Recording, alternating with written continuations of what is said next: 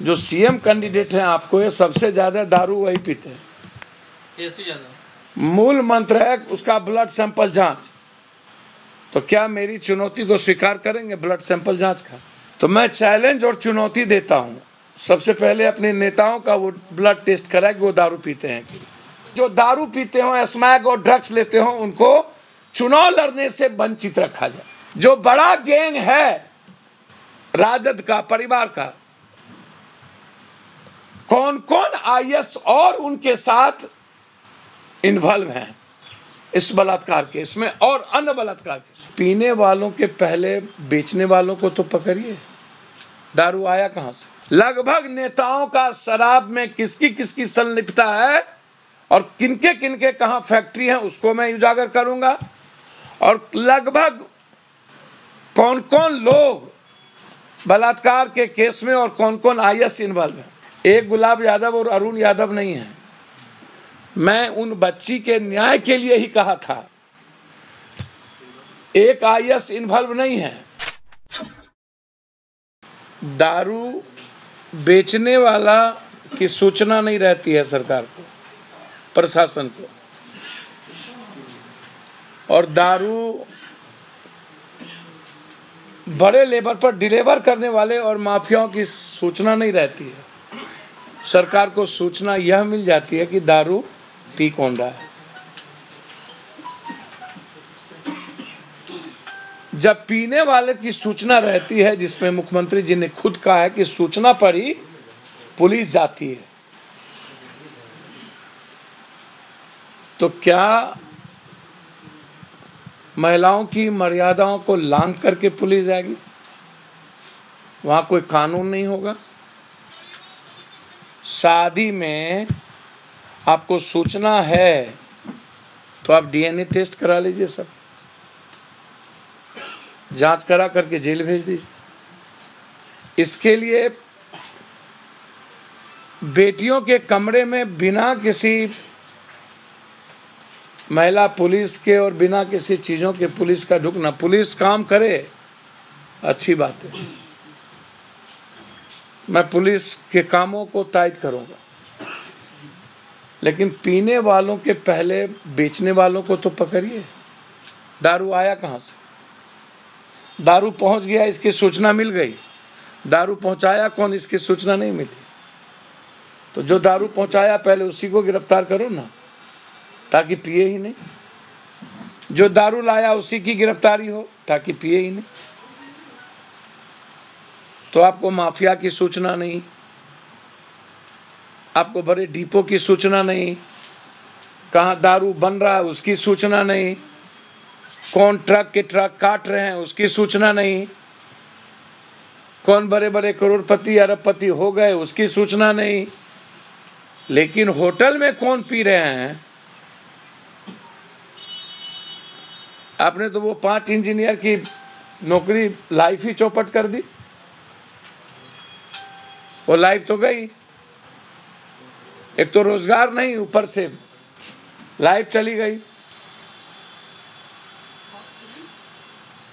मेरा कहना बहुत क्लियर है, 26 तारीख को आप कह रहे हैं कि हम संकल्प लेंगे, तो आप पहले एमएलए, एमपी, मंत्री, संतरी और जनप्रतिनिधि को संकल्प करवाइए कि ना हम यहाँ ना बाहर कहीं दारू नहीं पिएंगे, स्मैक्स और ड्रग्स का सेवन नहीं करेंगे, और जो करेंगे उससे आप रेजिग्नेशन या तो बर्खास्त करने का कानून लाइए। आम आदमी के संकल्प के पहले एमएलए, एमपी, मंत्री, संतरी, मुखिया जी, जिला परिषद, वार्ड काउंसलर, चौकीदार से लेकर के आईजी, डीजी तक संकल्प करवाइए।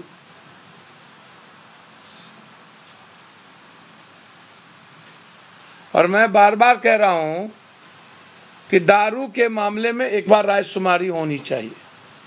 बिहार की जनता से बहुमत असहमत के आधार पर या बहुमत के आधार पर हो, यदि आप जनता के लिए ही कर रहे हैं तो बहुमत आवश्यक है,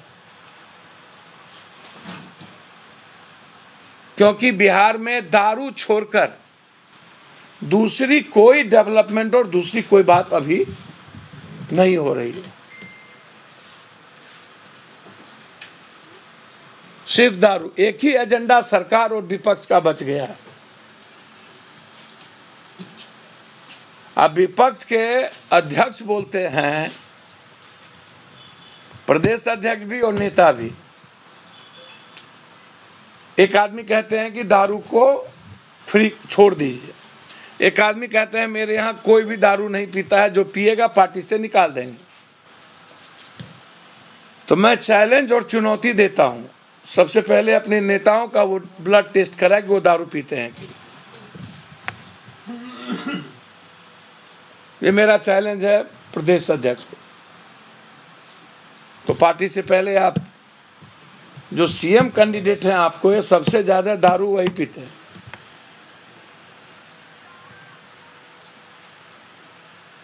तेजस्वी यादव। अब कौन है सीएम कैंडिडेट हम तो नहीं जानते हैं, तो आप अपना टेस्ट करा लीजिए। आप खुद ही कहें कि हम पार्टी से निकाल देंगे।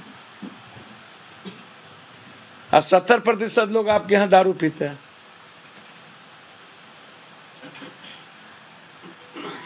सत्ता पक्ष हो या विपक्ष हो,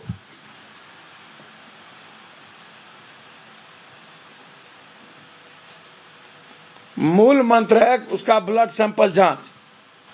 तो क्या मेरी चुनौती को स्वीकार करेंगे ब्लड सैंपल जांच का?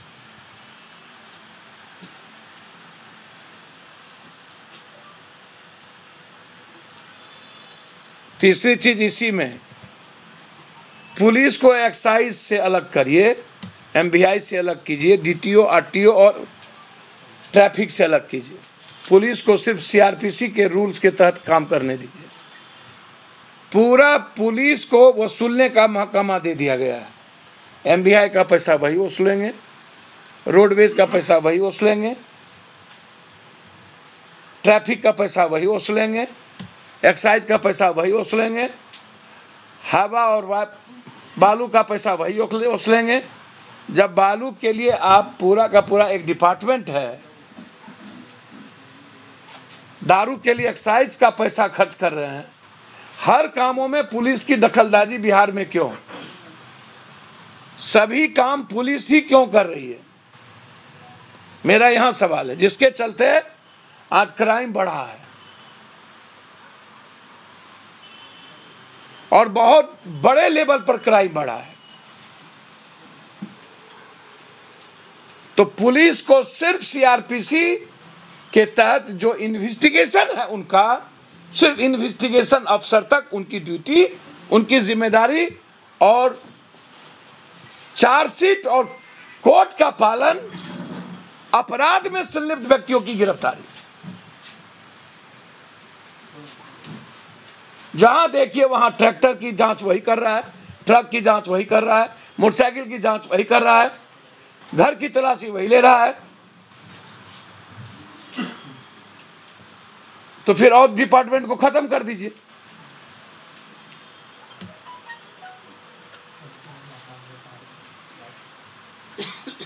आज बिहार में पत्रकार लगभग सुरक्षित और लोग नहीं है। सौरभ सिंह, एक 17 साल के लड़के को किडनैप करके पूर्णिया में मार दिया गया। युवा राजद के अध्यक्ष भूपेंद्र यादव के छोटे भाई की 7 गोली मार दी गई।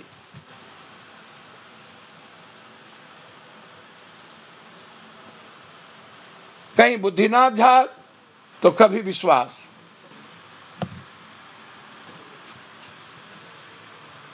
कोमा में है। हमने अस्पताल को, अंत में यह स्थिति थी कि हमने 1 लाख रुपया अभी उनको अस्पताल में जमा कर दिया कि इनसे पैसा आप नहीं लेंगे।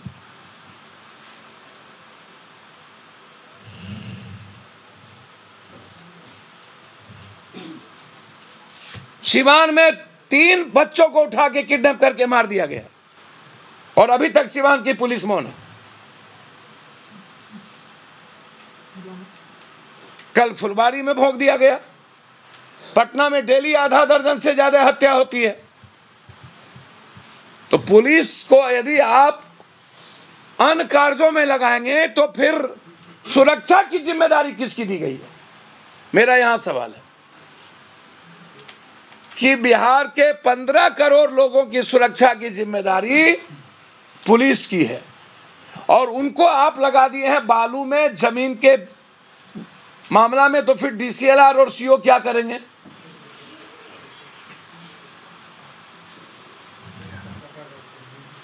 जब आप दारू, जमीन और शराब में पुलिस को लगाए गए हैं, तो फिर आम आदमी को क्रिमिनल तो मारेगा, क्राइम बढ़ेंगे। और शराब ही एक मुद्दा सिर्फ क्यों बच गया है? क्यों डाइवर्ट किया जा रहा है सारे मुद्दों को?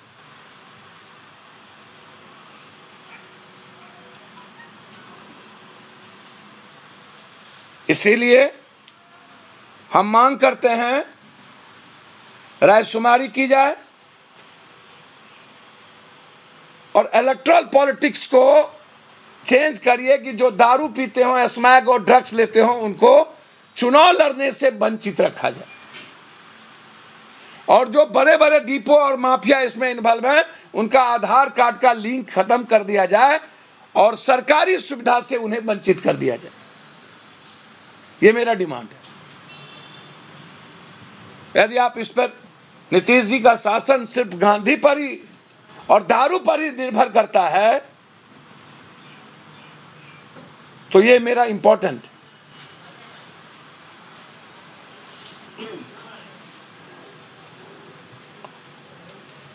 और माफियाओं के पैसे से चुनावी प्रक्रिया प्रभावित ना हो। सबसे ज्यादा पंचायती राज का चुनाव और विधायक पालिका का चुनाव दारू और पैसे से प्रभावित है, स्मैक से प्रभावित है। इसको आप रोकिए। तीसरी तरफ दूसरी चीज, कोरोना में वीरेंद्र मेहता की दोनों वाइफ हस्बैंड अररिया में, बिशनपुर में, रानीगंज में डेथ कर गए थे। उनके घर की स्थिति अच्छी नहीं। आज तक 4 लाख रुपया कोरोना का चेक नहीं मिला। कल उन परिवार को मैंने गोद एडॉप्ट लिया है। बड़ी बेटी को बीएड, लड़कों को 12 तक एग्जामिनेशन फ्री, एक छोटी बच्चों के लिए 50,000 रुपया और सबके लिए सिलाई मशीन कल मैंने एडॉप्ट किया है।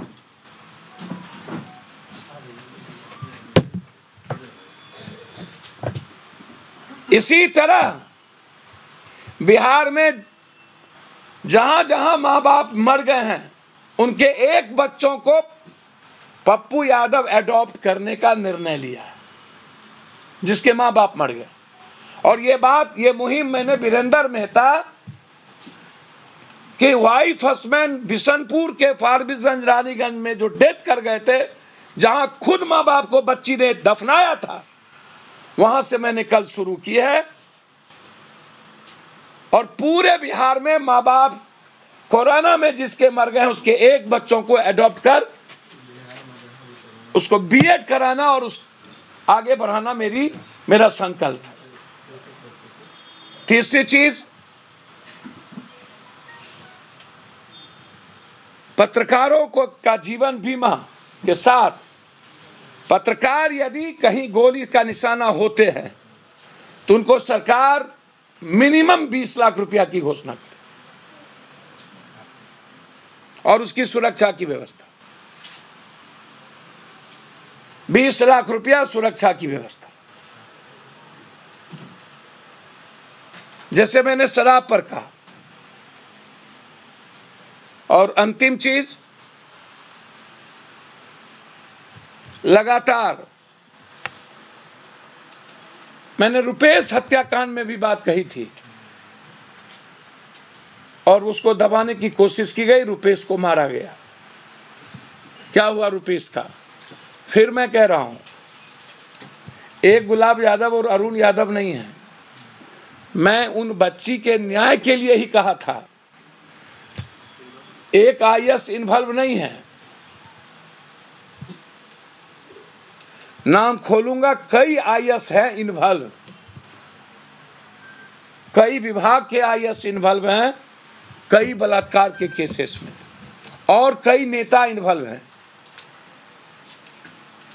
15 दिनों के अंदर लगभग नेताओं का शराब में किसकी किसकी संलिप्तता है और किनके किनके कहाँ फैक्ट्री है उसको मैं उजागर करूंगा, और लगभग कौन कौन लोग बलात्कार के केस में और कौन कौन आईएस इन्वॉल्व है।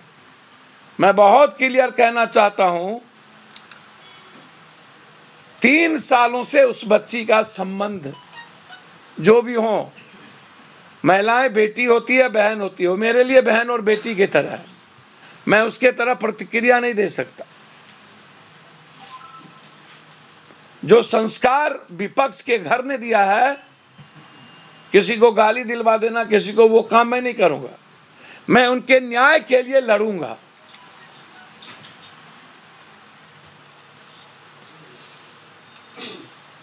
कोर्ट में मामला है, मैं चाहता हूं अविलंब कोर्ट निर्देशित करे,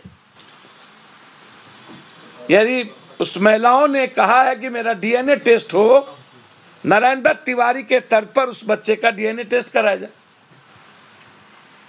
और थाना इन्वेस्टिगेशन करे कि गुलाब यादव जी के साथ जो बड़ा गैंग है राजद का, परिवार का, कौन कौन आईएस और उनके साथ इन्वॉल्व हैं इस बलात्कार केस में और अन्य बलात्कार केस में। मैं अविलंब, अभी तक अरुण यादव की गिरफ्तारी नहीं हुई और न ही गुलाब यादव की गिरफ्तारी हुई। सरकार से मैं पूछना चाहता हूं कि अरुण यादव कहां है और गुलाब यादव की गिरफ्तारी अभी तक क्यों नहीं हुई, और जब वो जांच का मांग कर दिया गया तो फिर लोग अपना डीएनए क्यों नहीं देना चाहते। ना मुझे किसी के बारे में साफ है, मैं अविलंब, और 1-2 आईएस है इसमें इन्वॉल्व जिनका नाम और सेक्रेटरी रंग के आईएस हैं, खुलासा करूंगा। बस मेरा सिर्फ इतने कहना है कि महिलाओं का रेस्पेक्ट विधायपालिका और कार्यपालिका नहीं करती है, और महिलाओं की सुरक्षा और उनके शोषण के खिलाफ हमारी पार्टी और पप्पू यादव किसी हद तक जाएगी और मैं उसके साथ खड़ा हूं। मैं न्याय चाहता हूं। सरकार जांच रही है, जांच का विषय, इसको लिंगर न किया जाए। रुपेश हत्याकांड के तरह इस घटना को भी रफा दफा न किया जाए।